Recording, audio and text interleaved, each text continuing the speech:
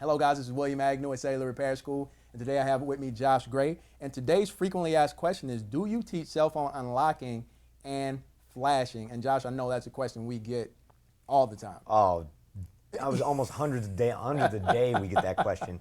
And you know, it's a good question. It's a good question to ask. And it's kind of a simple answer. We teach unlocking, but we don't teach flashing. So now let me explain why. Right? Unlocking is a lot more simple process. We provide tools, you know.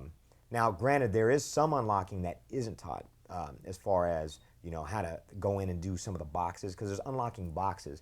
And here's the whole caveat with this. This is very software-based, it's very software-intensive.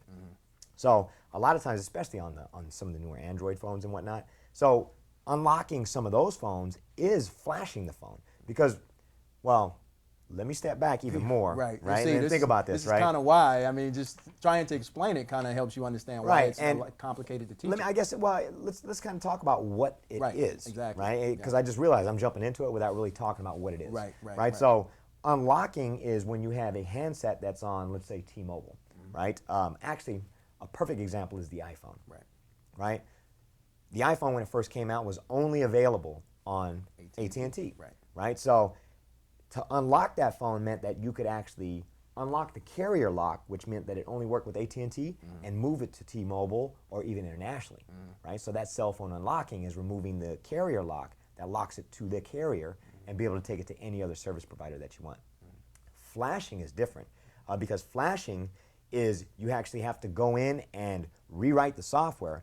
In some ways, it's very, very similar, but you actually have to rewrite the software to move it over to another carrier. So the difference is GSM phones are unlocking, and for the most part, CDMA phones are the only ones that need flashing. Now, granted, there's been a big shift in the newer phones, a lot of the Android phones now, HTC in particular, you actually have to flash the phone, even if it's a GSM phone, to move it to another network.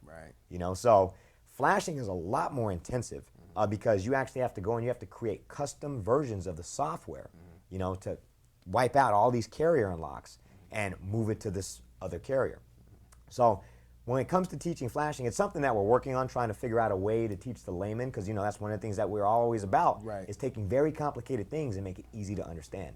Right? Up to this point, our staff has not figured out a way to do this effectively with the flashing. And we're working on it. Now, granted, with that all being said, we do provide you all of the resources, you know, resources for knowledge and resources for tools to be able to take it beyond what we do show you. You know, if you decide you want to get deeper into the flashing. Right. That's good information, Josh. And for you guys who are looking for more information on topics just like these, all you have to do is click the link at the bottom, and you'll receive a absolutely free training videos for letting us know that you're interested in what Cellular Repair School has to offer. Again, we want to thank Josh for his expertise on this frequently asked question, and we'll see you guys a little later.